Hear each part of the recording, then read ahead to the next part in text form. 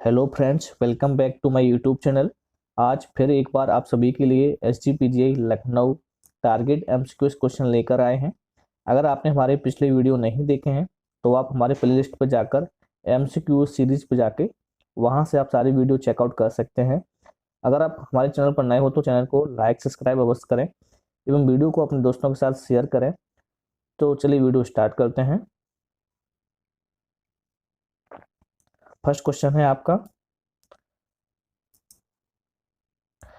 Drug of choice to treat leprosy is. यहाँ पर पूछा गया है drug of choice to treat leprosy, यानी कि लेप्रोसी के ट्रीटमेंट के लिए कौन सी ड्रग्स का यूज किया जाता है, कौन सी ड्रग्स का चॉइस किया जाता है। यहाँ पर आपके चार ऑप्शन हैं, रिफाम्पसिन, एसाइक्लोविर, जिडोबुडाइन एंड डेप्सोन।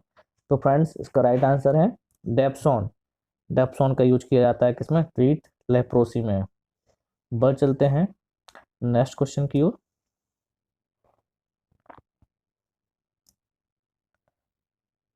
अगला क्वेश्चन है आप सभी का, mycobacterium tuberculosis is also known as. Mycobacterium tuberculosis को हम किस नाम से जानते हैं। चार ऑप्शन है आपकी, golden bacilli, Koch bacillus, magical bacilli and Hansen bacilli. तो फ्रेंड्स इसका सही आंसर है कोच बेसिलस। ठीक है, माइकोबैक्टीरियम को हम कोच बेसिलस के नाम से जानते हैं क्योंकि माइकोबैक्टीरियम की खोज रॉबर्ट कोच ने की है, तो उसके नाम से कोच बेसिलस इसको इस नाम से भी जाना जाता है। क्वेश्चन है, all of the following are acid fast organism except. तो जो क्वेश्चन रहते हैं इसमें एक्सेप्ट लगा हो तो उस क्वेश्चन को आप बड़ा केयरफुली समझना है। ऑल ऑफ द फॉलोइंग, निम्नलिखित में से, are are acid fast organism, निम्नलिखित में से सभी एसिड फास्ट ऑर्गेनिज्म हैं एक्सेप्ट, सिवाय एक को छोड़ के। ठीक है, यहाँ पर आपके चार ऑप्शन है, माइकोबैक्टीरियम ट्यूबरक्लोसिस, नोकार्डिया, हाइसोपेरा बेलाई बेसिलाई है एंड स्टोफाइलोकोकस। ठीक है दोस्तों, यहाँ पर आपके चार ऑप्शन है। यहाँ पर पूछा गया निम्नलिखित में से सभी एसिड फास्ट ऑर्गेनिज्म हैं सिवाय एक को छोड़ के, एक्सेप्ट। ठीक है, एक्सेप्ट से पूरा सेंटेंस चेंज हो जाता है दोस्तों, एक्सेप्ट स्टेफाइलोकोकस इसका सही आंसर। ये सभी एसिड फास्ट ऑर्गेनिज्म हैं, ये तीन ऊपर के एंड स्टेफाइलोकोकस नहीं है, तो इसका सही आंसर है स्टेफाइलोकोकस। बढ़ चलते हैं अगले क्वेश्चन की ओर। Bacterial structure involved in respiration is. यहाँ पर पूछा गया है बैक्टीरिया का कौन सा स्ट्रक्चर इन्वॉल्व है रेस्पिरेशन में। ठीक है, यानी कि bacterial structure involve in respiration. यहाँ पर चार ऑप्शन है आपके, राइबोसोम, पिलाई, मीजोसोम, फ्लिजला। तो बैक्टीरियल स्ट्रक्चर में मीजोसोम का फंक्शन रहता है रेस्पिरेशन का, श्वसन का। ठीक है दोस्तों, तो इसका सही आंसर है मीजोसोम। बढ़ सकते हैं अगले क्वेश्चन की ओर, ये सभी इंपॉर्टेंट क्वेश्चन है दोस्तों। अगला क्वेश्चन है, identify correct statement regarding bacteria. ठीक है, यहाँ पे करेक्ट स्टेटमेंट पूछा गया है बैक्टीरिया के लिए, तो आपके चार ऑप्शन है यहाँ पे। फर्स्ट ऑप्शन पढ़ते हैं, respiration, cell division and sporulation are the function of mesosomes in bacteria.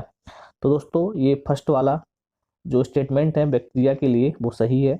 Respiration, cell division and sporulation are the function है किसका, मीजोसोम्स इन बैक्टीरिया। ठीक है दोस्तों, सेकंड है, capsule in bacteria enable adherence to surface and protection against phagocytosis. जो bacteria का जो capsule है वह surface and against protection against phagocytosis, यानी कि फेगोसाइटिस से सुरक्षा करने में समर्थ है, यानी कि सक्षम है। ठीक है, जो कैप्सूल रहता है वो बैक्टीरिया के सरफेस को फेगोसाइटिस से सुरक्षा करता है, सक्षम है इसमें। And heterotrophs are the bacteria that are the unable to synthesize their own food materials. यहाँ पर पूछा गया है हेटेरोटाइप्स ग्रुप के बैक्टीरिया जो है वो अपना फूड मटेरियल्स खुद संश्लेषण करने में मतलब सक्षम नहीं है, असक्षम है, असमर्थ है। ठीक है दोस्तों, heterotrophs are the bacteria that are unable to synthesize their own food materials. Bacteria खुद अपना भोजन बनाने में असमर्थ रहते हैं, नेक्स्ट ऑप्शन है ऑल ऑफ द अबव। तो दोस्तों इसके तीनों आंसर सही हैं, यानी कि जो बैक्टीरिया के लिए है वो सही हैं। तो इसका fourth answer D all of the of correct answer है। ठीक है दोस्तों, आगे बढ़ चलते हैं अगले क्वेश्चन की ओर। अगला क्वेश्चन है करेक्ट रिगार्डिंग कोकाई आर। यहाँ पे पूछा गया है कोकाई के लिए करेक्ट रिगार्डिंग करेक्ट कथन क्या है। तो यहाँ पर चार ऑप्शन है। Cocci are spherical shaped bacteria. Cocci जो है वो स्फेरिकल शेप्ड बैक्टीरिया है। यहाँ पे आपके कई सारे क्वेश्चन कवर हो जाएंगे। Cocci are spherical shaped bacteria होता है। And cocci present in chain तो इज नाउन एज स्टेप्टोकोकाई। अगर कोकाई प्रेजेंट है किसमें, चैन रूप में, तो उसे हम जानते हैं streptococci. And cocci present in the shape of grapes तो इज नाउन एज स्टोफाइलोकोकाई। ठीक है दोस्तों, and D all of the above. तो यहाँ पर ये सभी कथन कोकाई के लिए सही पाए जाते हैं। ठीक है दोस्तों, तो इसका सही answer all of the above. ठीक है, आगे बढ़ चलते हैं अगले क्वेश्चन की ओर। आज के ये क्वेश्चन बड़े ही महत्वपूर्ण हैं, इन सभी को नोट करते जाएं। Comma shaped bacteria are known as. Comma shaped bacteria हम किसको जानते हैं, स्टेफाइलोकोकाई, स्टेप्टोकोकाई, विब्रियो, बेसिलस। दोस्तों इसका सही आंसर है विब्रियो। ठीक है, विब्रियो कोमा सेप्ट बैक्टीरिया है। आगे बढ़ चलते हैं।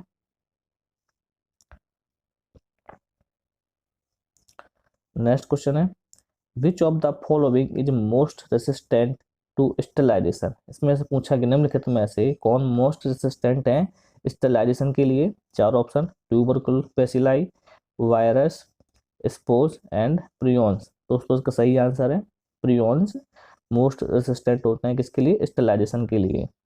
अब देखते हैं अगला question. Endoscope is sterilized by. जो एंडोस्कोप है उसको किसके द्वारा स्टेरलाइज किया जाता है, ग्लूटाल्डिहाइड, फॉर्मल्डिहाइड, ऑटोक्लेविंग या हॉट एयर ओवन। दोस्तों इसका सही आंसर है ग्लूटाल्डिहाइड के द्वारा एंडोस्कोप का स्टेरलाइज किया जाता है। आगे बढ़ चलते हैं।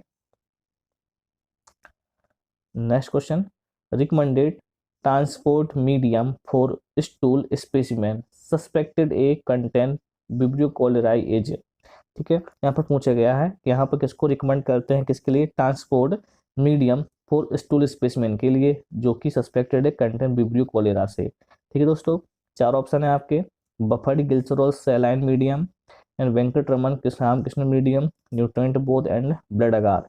दोस्तों इसका सही आंसर है बफर्ड गिल्सरोल सैलाइन मीडियम का यूज स्टूल स्पेसिमेन के लिए किया जाता है एंड सस्पेक्ट हो ए कंटेन विब्रियो कोलेरा से। तो यहाँ पर जो ट्रांसपोर्ट मीडियम है फॉर स्टूल के लिए buffered glycerol and saline medium.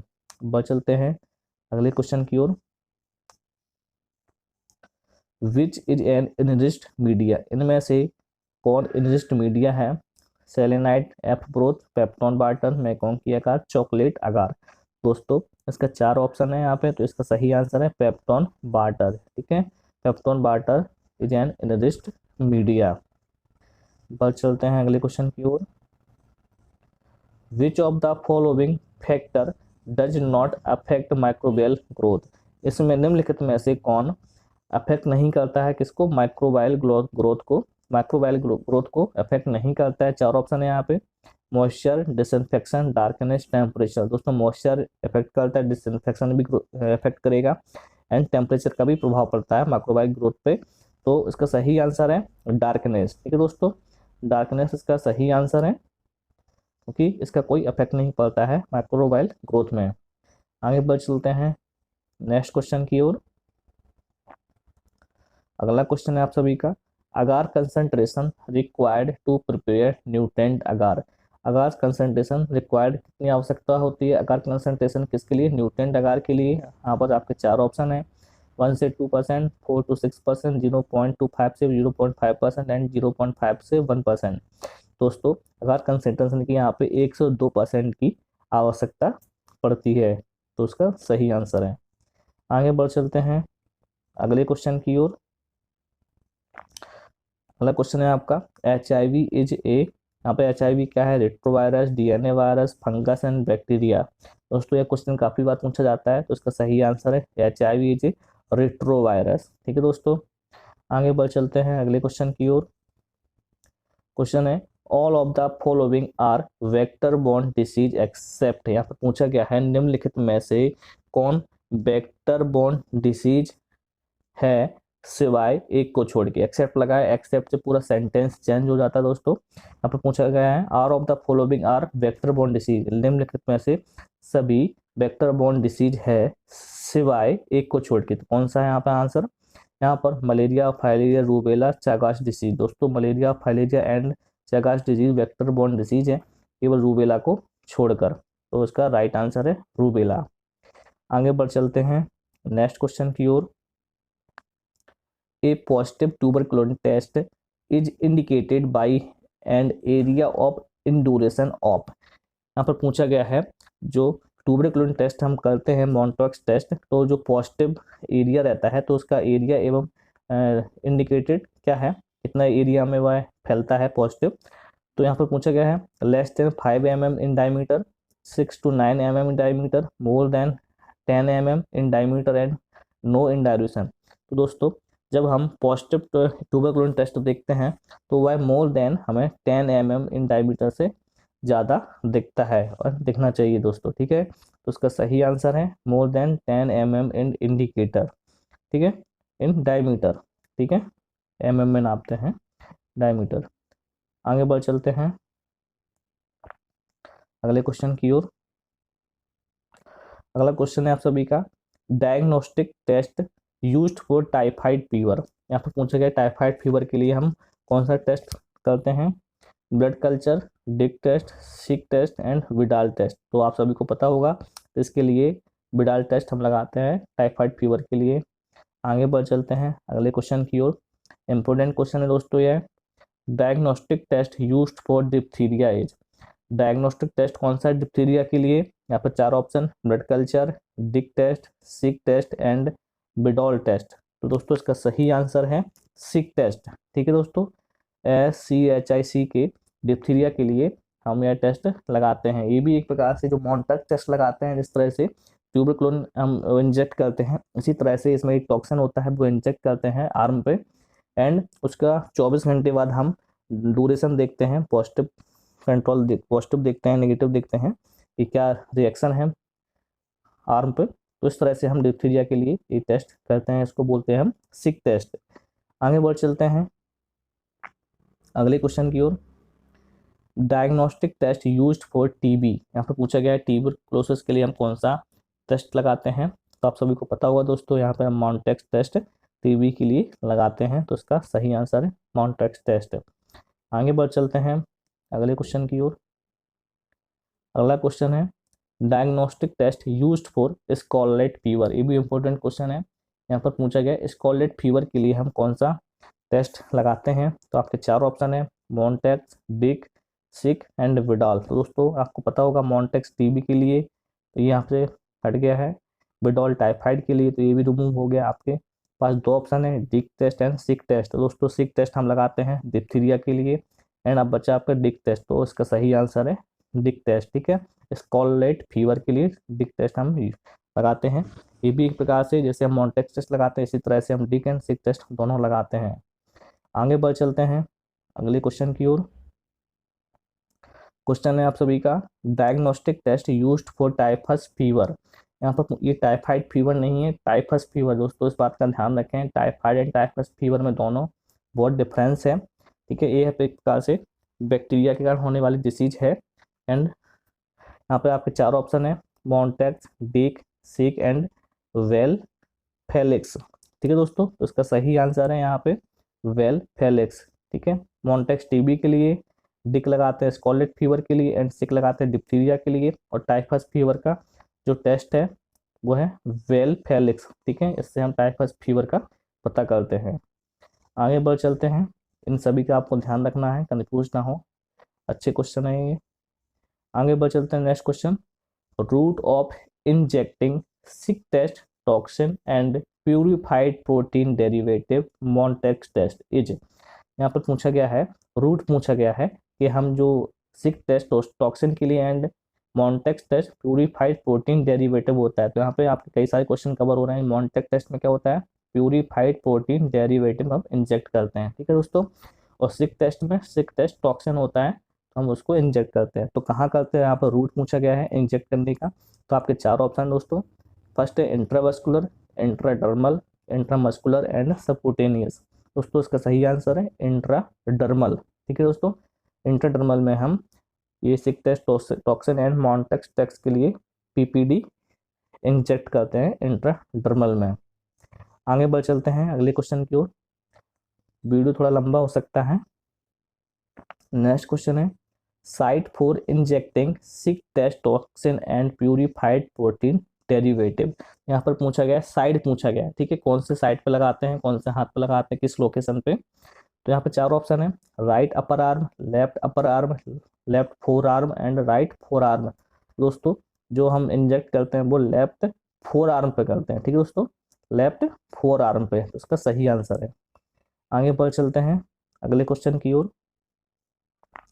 अगला क्वेश्चन है most accurate method of diagnostic of Helicobacter pylori. यहाँ पर पूछा गया है मोस्ट एक्यूरेट मेथड कौन सी है for diagnostic of Helicobacter pylori. Helicobacter एक प्रकार से बैक्टीरियल ग्रुप का एक डिसीज है, ठीक है, बैक्टीरियल ग्रुप है। यहाँ पर पूछा गया है कल्चर से लगाते हैं इसका डायग्नोस्टिक, बायोप्सी यूरिन टेस्ट से, हिस्टोपैथोलॉजी से या यूरिया ब्रीथ टेस्ट से। तो दोस्तों यहाँ पे हेलिकोबैक्टर पाइलोरी का जो हम डायग्नोस्टिक टेस्ट है मोस्ट एक्यूरेट वह है यूरिया ब्रीथ टेस्ट, ठीक है दोस्तों, यूरिया ब्रीथ टेस्ट। इसके द्वारा हम हेलिकोबैक्टर पाइलोरी एक जो बैक्टीरिया ग्रुप है उसका टेस्ट हम लगाते हैं यूरिया ब्रीथ टेस्ट से, ठीक है। इसमें क्या करना रहता है, हमें अपना ब्रीथिंग का सैंपल लेते हैं, ठीक है दोस्तों, इसमें 2 या 3 बार सैंपल लिया जाता है।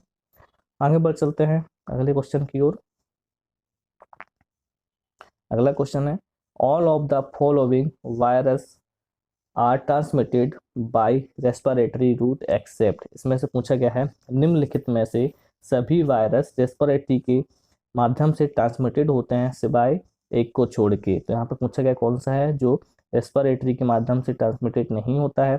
तो यहाँ पर चार ऑप्शन है, first influenza virus, rota virus, respiratory सिंक्रेटिया वायरस एंड रीनो वायरस। तो इसका सही आंसर है रोटा वायरस रेस्पिरेटरी के माध्यम से ट्रांसमिटेड नहीं होता है। आगे बढ़ चलते हैं अगले क्वेश्चन की ओर। क्वेश्चन है आपका acid fast standing is used to detect. यहाँ पर पूछा गया एसिड फास्ट स्टैंडिंग किसके डिटेक्शन के लिए किया जाता है, माइकोबैक्टीरियम ट्यूबरकुलोसिस, सेटेनाई, एचआईवी/एड्स, मेनिंजोकोकल। तो आप सभी को पता होगा माइकोबैक्टीरियम ट्यूबरकुलोसिस इसका सही आंसर है। आगे बढ़ चलते हैं। पर पूछा गया है during the window period of patient with AIDS best diagnostic test as. यहाँ पर पूछा विंडो पीरियड में पेशेंट अगर HIV/AIDS से पीड़ित है तो उसके लिए सही टेस्ट कौन सा है, बेस्ट डायग्नोस्टिक टेस्ट कौन सा है, ELISA, western blot, rapid test and RT-PCR। दोस्तों इसका सही आंसर है RT-PCR। आगे बढ़ चलते हैं अगले क्वेश्चन की ओर। Best indicator of HIV prognosis. यहाँ पर पूछा गया है बेस्ट इंडिकेटर कौन सा है HIV प्रोग्नोसिस के लिए, CD4 T cell count, CD8 T cell count, HIV RNA, ELISA. दोस्तों CD4 यहाँ पे हम टी सेल काउंट करते हैं CD4, तो पता चलता है बेस्ट HIV कितना प्रोग्नोसिस है कितना नहीं है। तो CD4 टी सेल से हमें पता चलता है। आगे बढ़ चलते हैं अगले क्वेश्चन की ओर। अगला क्वेश्चन है most effective mode of transmission of HIV। Most effective mode पूछा गया किसके ट्रांसमिशन के, HIV के लिए सबसे खतरनाक मोड कौन सा है, sexual, blood product, needles range, mother of foetus. दोस्तों मोस्ट इफेक्टिव मोड है ब्लड प्रोडक्ट, ठीक है, ब्लड प्रोडक्ट ट्रांसमिशन है जो कि HIV के लिए सबसे ज़्यादा खतरनाक हो सकता है। आगे बढ़ चलते हैं। अगला क्वेश्चन है आप सभी का most common malignancy in AIDS. Most common malignancy कौन सी है एड्स में, Kaposi sarcoma, B cell lymphoma, leukaemia and Burkitt's lymphoma. तो उसका सही आंसर है Kaposi sarcoma is the most common malignancy in AIDS, Kaposi sarcoma. आगे बढ़ चलते हैं। क्वेश्चन है आपका food poison is caused by. Food poison किसके कारण होता है, Clostridium perfringens, Clostridium botulism, Corynebacterium diphtheriae and Clostridium tetani. दोस्तों इसका सही आंसर है क्लोस्ट्रीडियम बोटुलिज्म है इसका सही। तो दोस्तों आज की क्लास में सिर्फ इतना ही। ये सभी इंपॉर्टेंट क्वेश्चन है, आप इन सभी को अपने नोटबुक पर नोट करते जाएं एवं यह सभी एग्जाम में हेल्पफुल रहेंगे। अगर आप हमारे चैनल पर नए हो तो चैनल को सब्सक्राइब अवश्य करें एवं बेल आइकन को प्रेस करके नोटिफिकेशन ऑन करें। तो दोस्तों मिलते हैं अगली वीडियो में अगली क्लास के साथ। जय हिंद।